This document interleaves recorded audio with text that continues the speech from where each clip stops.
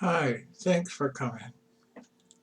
This video is part of a conversation between me and my friend Peter, who is coming up to an inflection point in his life. And I thought this would be useful for other people to see. So without any further ado, let me start. I made a previous video about Peter Spiro. David Spiro, Peter. See.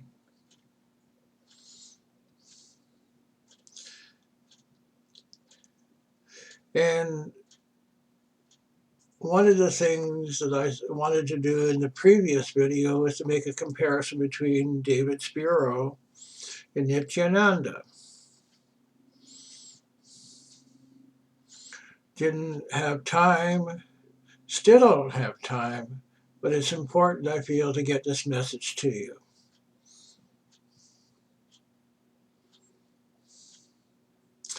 In order to give you some background to your issue, let me talk about somebody else that's experiencing what you're going to run into. You've heard me talk about Swami Nityananda.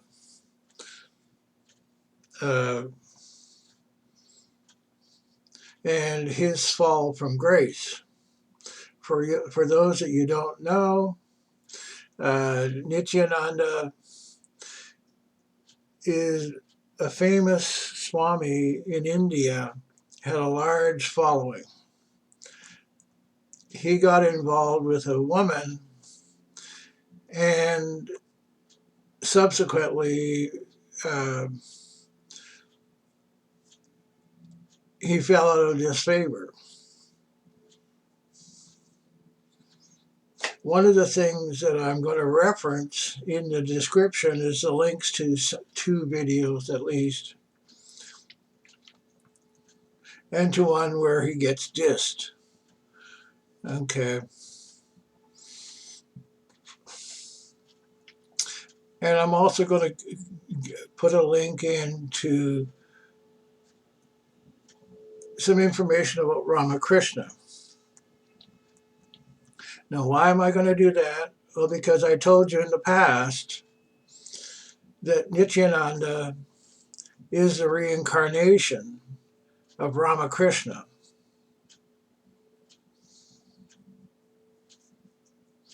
Yeah, that same Ramakrishna, folks.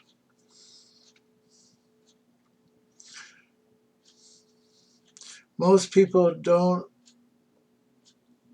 understand that Ramakrishna was a tantric. And he was actually initiated into Tantra by a woman named Brahmani.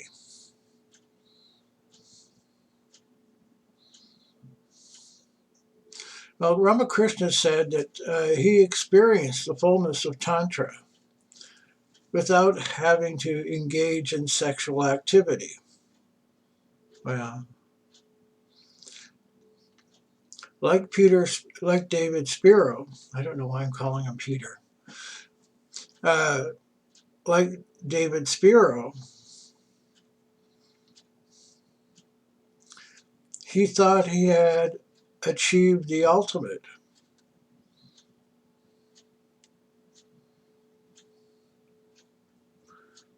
Well,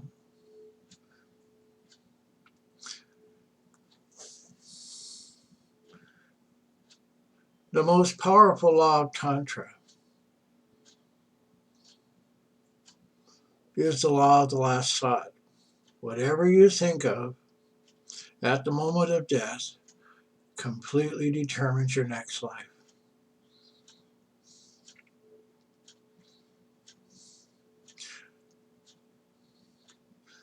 Even though Ramakrishna said that he had achieved Tantra,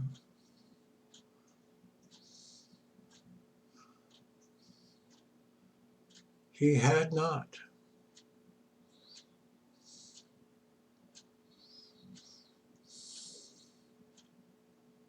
So, at the moment of death, what he thought about was the incompleteness of Tantra, of his incompleteness of Tantra. You can tell other people other things, but you can't really hide from yourself. Anyway, when he died, he thought of Brahmani. Guess what? He picked up where he left off, became very accomplished at a very early age, had lots and lots of followers. But that last thought finally made him have sex with a woman, even though he'd taken vows not to. Guess who that woman was? She is the reincarnation of Brahmani.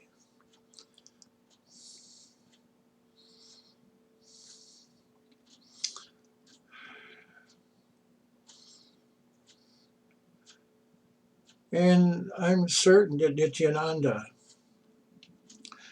did his best to struggle against this. He'd taken vows.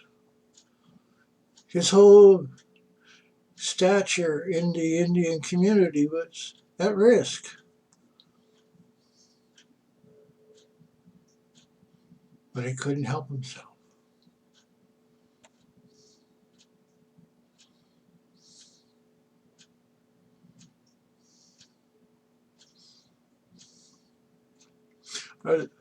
The title of the link that I'm sending you to, I'm going to read it.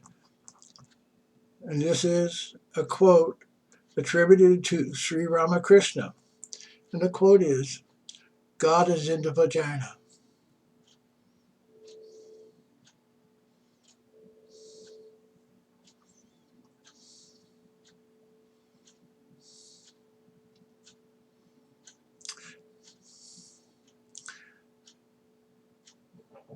The power of creation is the power that gets handed over to sex. His knowledge was incomplete, just as David Spiro's knowledge is incomplete of that. So one of the things that you can know about David Spiro, as he advances, the power of sex will become dominant in his life, or what we call sex. It's actually the Kundalini or the Shakti.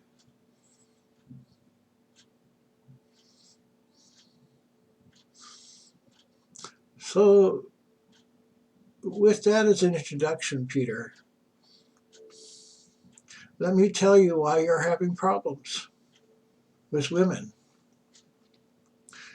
For instance, you asked me about Tia the other day, and was she going to come back? Well, in your last life go around with her, you chopped off her head, or had somebody do it.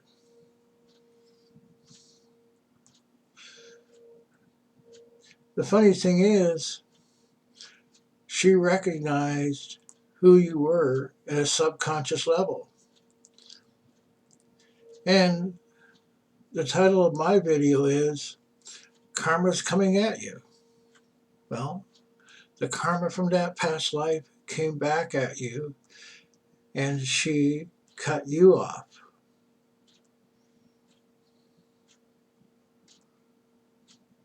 The basis of all this is the power of the Shakti, represented by the female.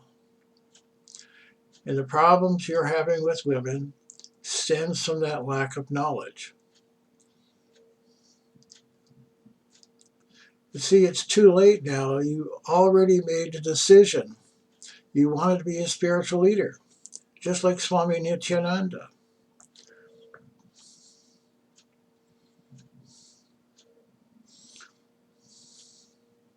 It's too late to go back. You already put that intention out into the atmosphere. It's a causal action.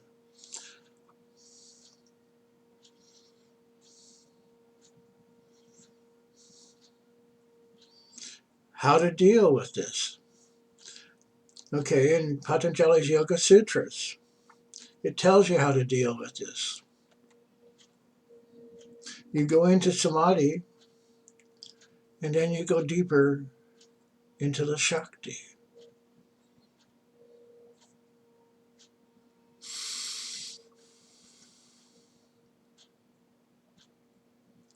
If you don't, you'll be back to the same place you were with Tia.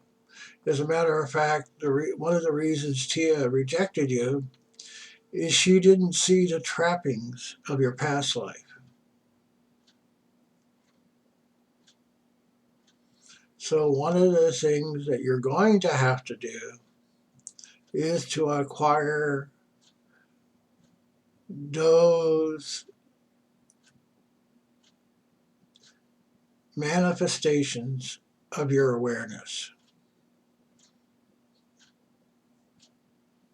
Too late.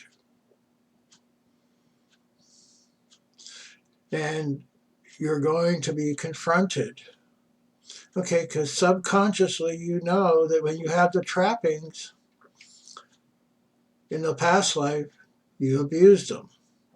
So you're caught between a rock and a hard place. If I go forward, how do I know I'm not going to be trapped again? Well, the answer is always the primary statement of Tantra.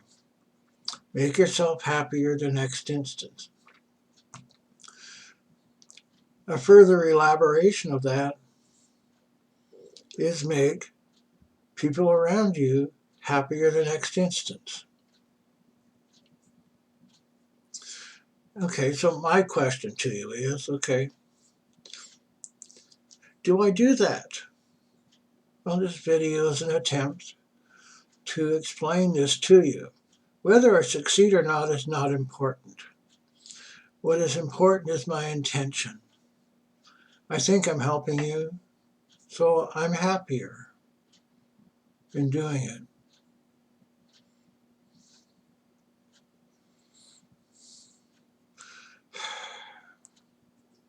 And I always have problems with seeing the future. It's not that I don't see it. I can't sometimes see it in context to other events. So I'm sorry about that.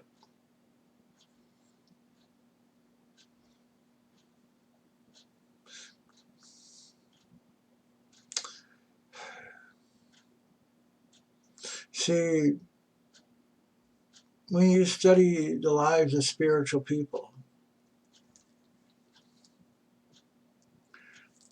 there's always things that are not seen by the ordinary people. And sometimes it can't be explained. There's the story of the other Nityananda who touched a girl on the arm with a stick from the fireplace with a burning coal on it. Touched her on the arm and ran away.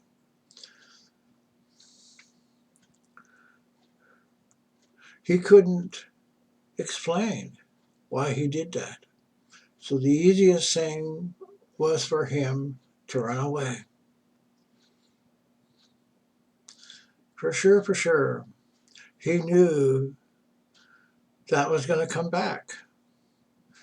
The only question is, would it come back as good karma or bad karma? Well, we know from the story that when the astrologer came and did the chart for the lady that was burned, he said, oh my God, when Nityananda touched you on the arm there, your karma was to be burned up.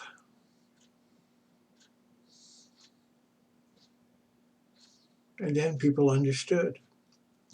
Okay, and that formed the basis of his reputation. Who could know except somebody that knew what to do.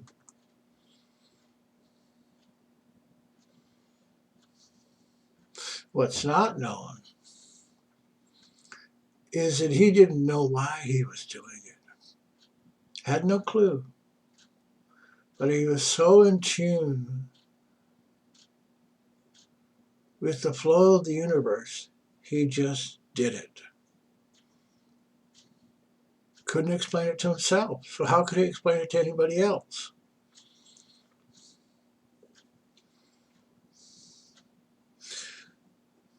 Let me end with Swami Shivananda's English mantra.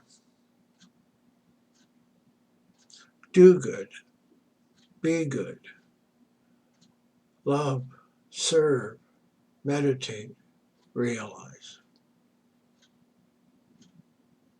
If you do that, all your life will be filled with love and bliss. Thank you.